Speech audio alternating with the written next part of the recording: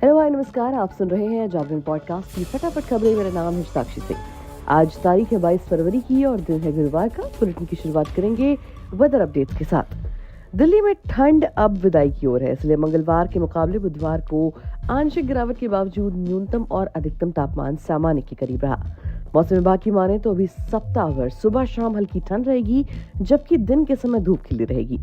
बीते कुछ दिनों से तेज धूप के चलते दिल्ली में तापमान बढ़ा चल रहा है। मंगलवार को अधिकतम तापमान जहां 28.1 डिग्री, वहीं न्यूनतम तापमान 14.7 डिग्री दर्ज किया गया।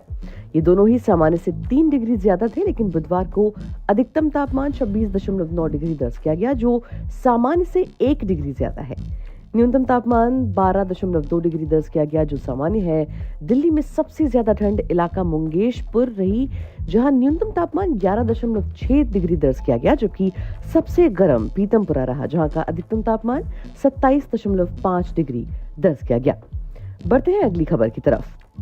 केंद्र सरकार ने महिला सुरक्षा के लिए चलाई जा रही महत्वाकांक्षी योजना को 2025 और 26 तक जारी रखने का फैसला किया है। प्रधानमंत्री नरेंद्र मोदी की अध्यक्षता में बुधवार को हुई केंद्रीय मंत्रिमंडल की बैठक में यह निर्णय लिया गया।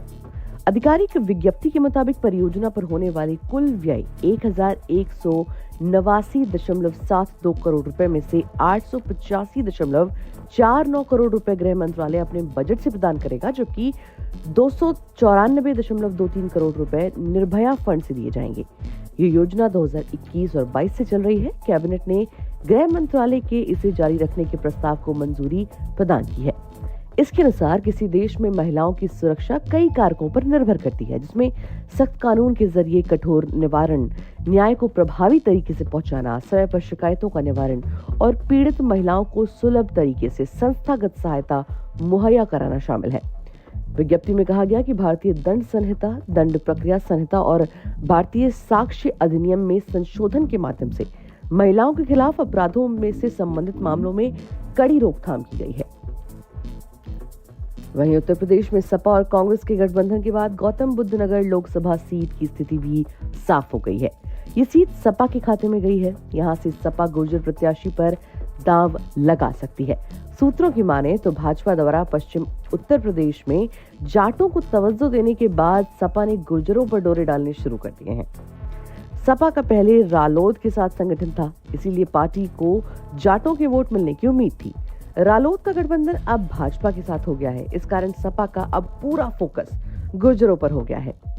पश्चिम उत्तर प्रदेश को जाट और गुर्जर बहुल माना जाता है। गत लोकसभा और विधानसभा चुनाव में गुर्जर भाजपा को गया था। सपा उन्हें अपने पाले में लाने के लिए गौतम बुद्ध नगर के अलावा पश्चिमी उत्तर प्रदेश की एक और सीट पर गुर्जरों को दे सकती है।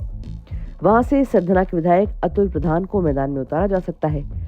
पार्टी हाईकमान ने गौतम बुद्ध नगर की जिला इकाई को लखनऊ बुलाया है। गठबंधन से मंत्रणा के बाद गौतम बुद्ध नगर सीट से सपा प्रत्याशी के नाम की घोषणा कर सकती है। बता दें कि 2009 में नए परिसीमन से पहले ये सीट खुर्जा के नाम से थी। सपा कभी इस सीट पर विजय हासिल नहीं कर सकी है। चलिए बढ़ते हैं अगली खबर की तरफ। न्यूनतम समर्थन मूल्य यानी कि एमएसपी समेत अन्य मांगों को लेकर पिछले कई दिनों से आंदोलित किसानों के साथ केंद्र सरकार हर संभव बात करने के लिए तैयार है। वो किसानों के हित में इस मुद्दे पर शांतिपूर्ण समाधान चाहती है।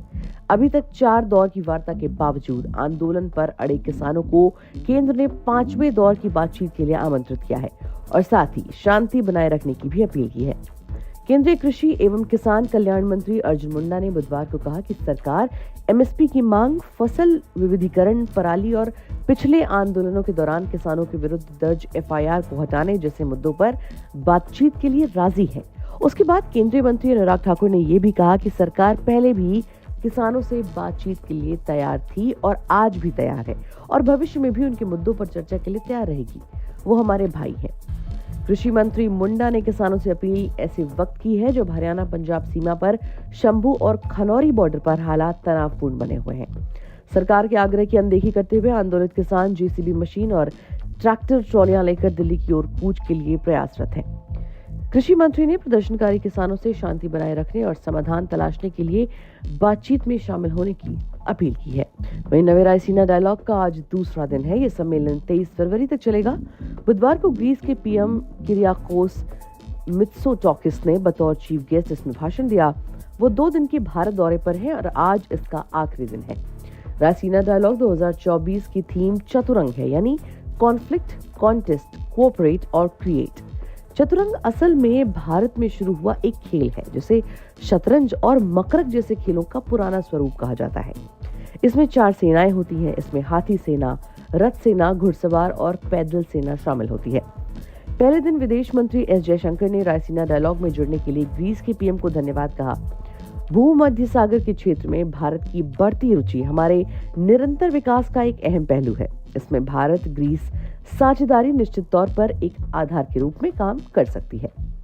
तो आज के लिए फिलहाल इतना ही। देश और दुनिया की तमाम खबरों को जानने के लिए जुड़े रहिए हमारे साथ और सुनते रहिए जागरण पॉडकास्ट की फटाफट खबरें।